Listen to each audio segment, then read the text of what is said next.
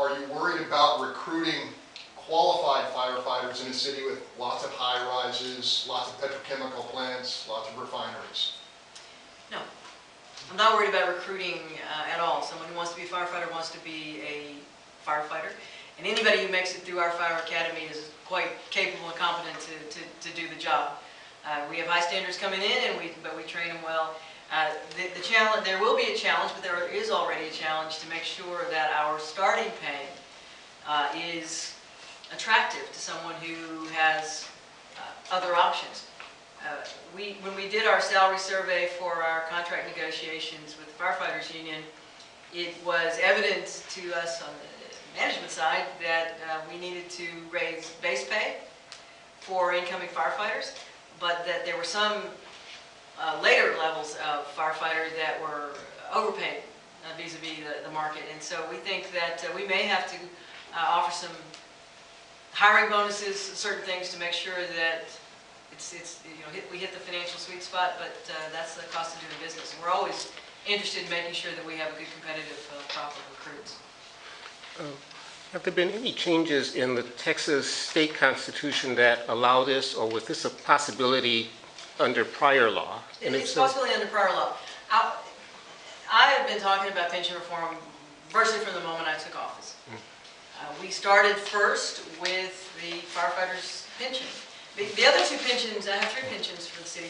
The other 2 pensions, we have the ability to do meet and confer negotiations. Right. And if we come to agreements, we sign those agreements and we move forward. And I will give full credit and compliments to Mayor Bill White, who successfully negotiated significant changes to the municipal pension and to the police pension while he was in office.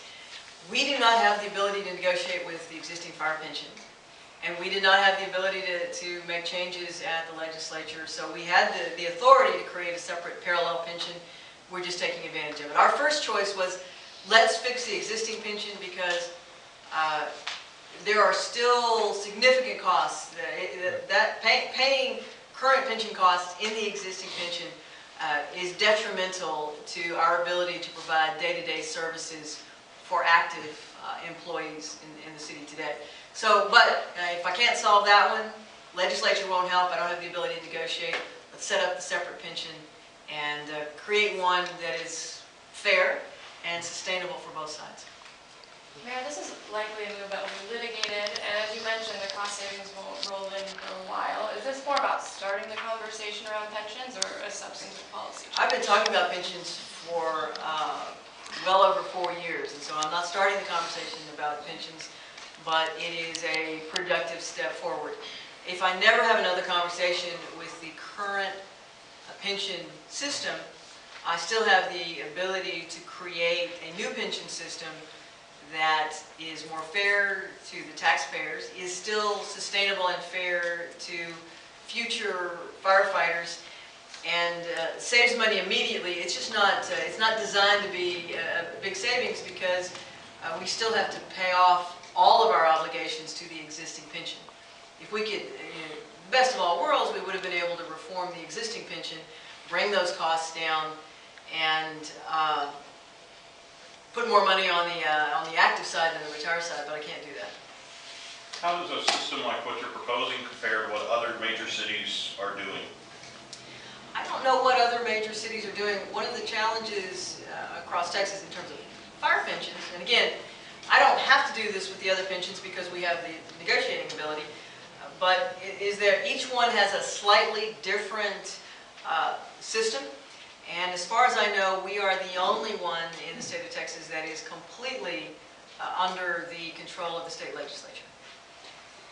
Mayor, if council approves this pension moving forward, will it have any impact on the city's ongoing litigation with the firefighters' pension fund? No.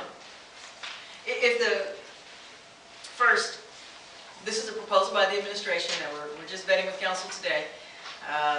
We hope that we get council support on it.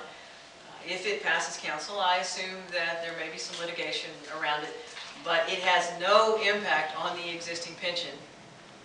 And because we have to pay all of our debts we owe to the existing pension, but that pension will disappear over time as folks in the system age out of the system and die, retire, and so forth, and move through. So it will gradually decrease, and the new system will come up alongside it. Are you planning to head back to the legislature and try to get help there again this upcoming session? I am an eternal optimist. I will go back to the legislature. This will be the third time as mayor that I will spend time in Austin during the legislative session asking for comprehensive pension reform at the state level. But truly, the actual request of the legislature, 2 previous sessions, has been, give us the ability to negotiate. I have not asked the legislature to solve our problem. I have asked the legislature to allow Houstonians to sit across from a bargaining table and solve our problems. They have refused.